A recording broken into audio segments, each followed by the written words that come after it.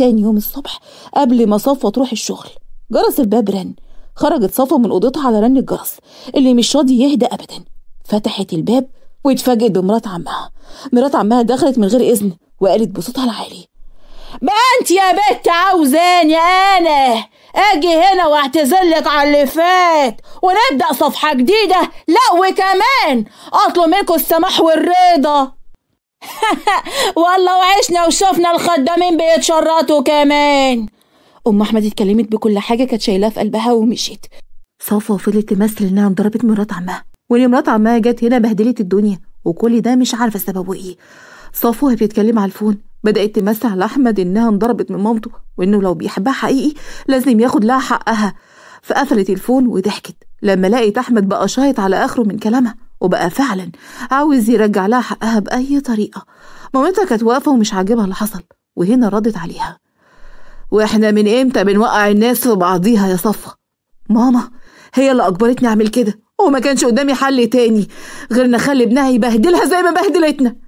احنا كده فرقنا ايه عنها؟ بقينا زيها بالظبط، بنوقع الناس في بعضيها وبنفرح لما بنعمل شر. ماما ما تكبريش الموضوع، خلاص بعد الحركة دي لا هي ولا ابنها هيجوا ناحيتنا تاني اصلا.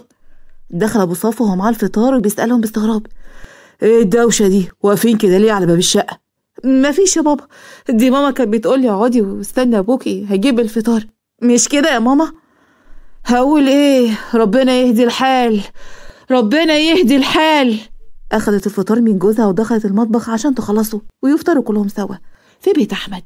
خرج من أوضته وهو متغاظ وعلى آخره بيدور على مامته، ولقاها في المطبخ بتحضر الفطار ومزاجها رايق جدا وبتغني كمان، وده اللي جننه أكتر. والله عالي يا ست ماما، ضربتي الناس في بيوتها وكمان واقفة بتغني. ناس مين دي يا واد يا أحمد؟ أنت اتجننت بقى يا ماما؟ بقالنا فوق ال5 سنين ما بنروحش هناك، ويوم ما تروحي تضربي صفوة من غير ما تعملك حاجة؟ بقى هي اللي قالت لك اللي ضربتها؟ ماما من فضلك ما تحاوليش تغيري الموضوع، روحتي هناك ليه؟ بص بقى لما اقولك انا ما كنتش راضيه اقولك، بس طالما هي اللي بدأت يبقى لازم اقولك ان الهانم هي اللي بتتخانق معايا، وهي اللي بدأت المشاكل من الاول. وليه يا اخويا بقولها يا بنتي انا زي امك اختي، عينك ما تشوف الا النور، بقى انا على اخر الزمن اتهزق من حته عيله لا راحت ولا جت.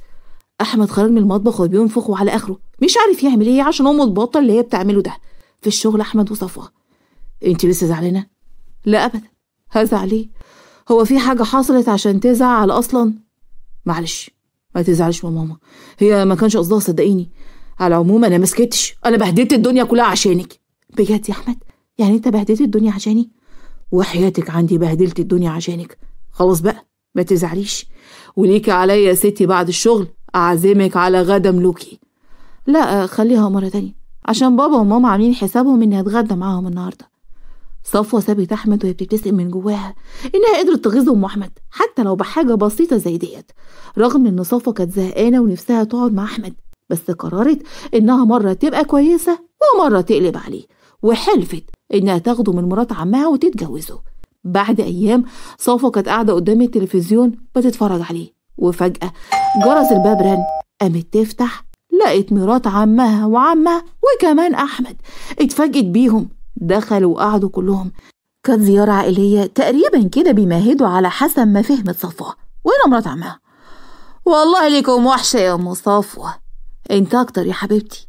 ام احمد بصت لصفوة وقالت: ايه الحلاوه دي يا صافي، بقيتي قمر. مش اكتر منك يا طنط. قامت صفوة عشان تحضر العصير وتقدمه.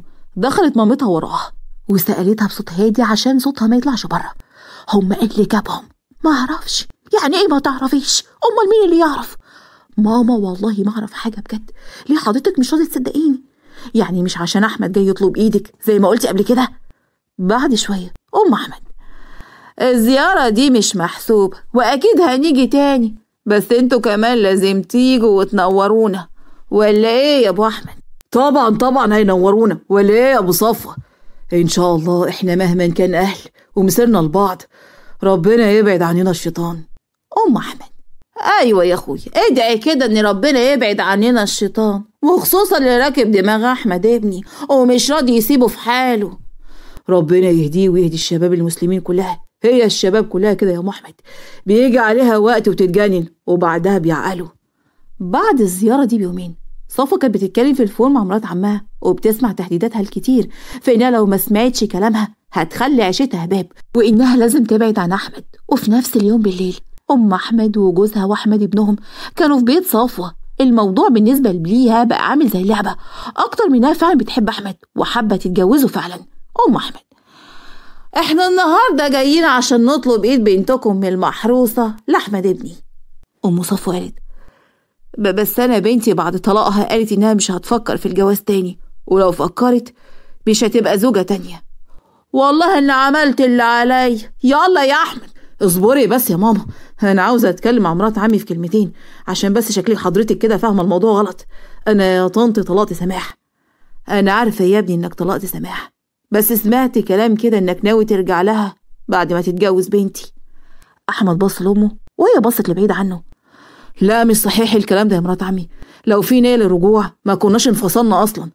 عموما سماح ربنا يوفقها مع حد تاني، وانا مش غريبة عنك يعني، وحضرتك عارفاني كويس وعارفة اني بحب صفوة وان ده لا عيب ولا حرام، وحابب يعني اجدد العهد اللي كنت عاهدته من كذا سنة وما حصلش نصيب وقتها.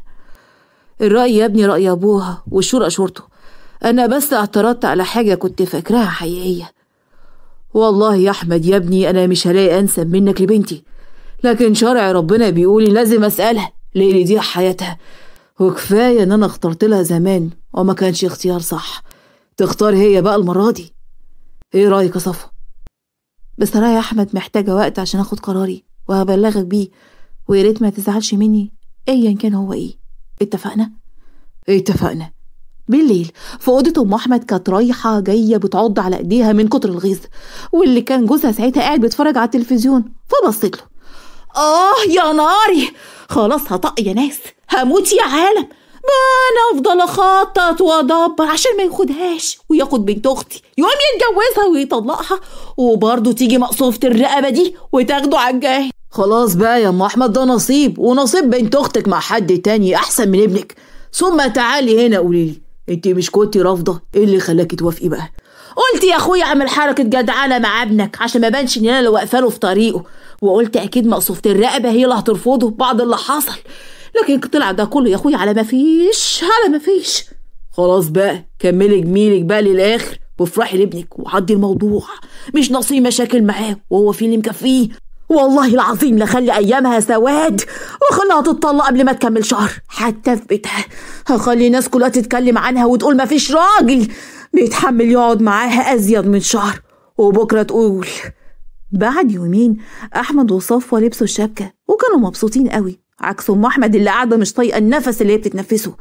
صفوه لبست الدبله وراحت في وش مرات عمها عشان توريها الدبله، وهنا ردت مرات عمها: بالراحه يا حبيبتي تفقعي لي عيني كده، عرفنا خلاص انك اتخطبت لابني الكبير ابن الزواج، ليكي حق ما تصدقيش روحك. انا عشان مبسوطه يا مرات عمي مش هتكلم في حاجه تعكنن عليا فرحتي.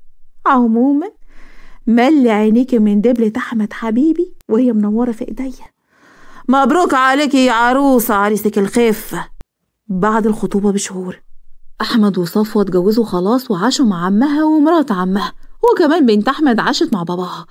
مامي احمد كانت بتحاول بشتى الطرق تخلي احمد يتخانق مع صفوه، وصفوه كمان ما كانتش بتسكت، كانت بتعمل مشاكل زيها. وفي مره كانت واقفه في المطبخ: انت مش ناويه تجيبيها البر يا مرات ابني؟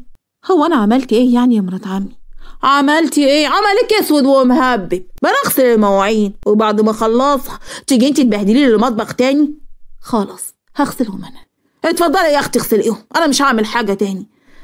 وهنا جه احمد: بتعملي ايه يا صافي؟ هعمل ايه يعني؟ عروسه لسه ما كملتش الاسبوعين وبتغسل المواعين بدل ما تتدلع.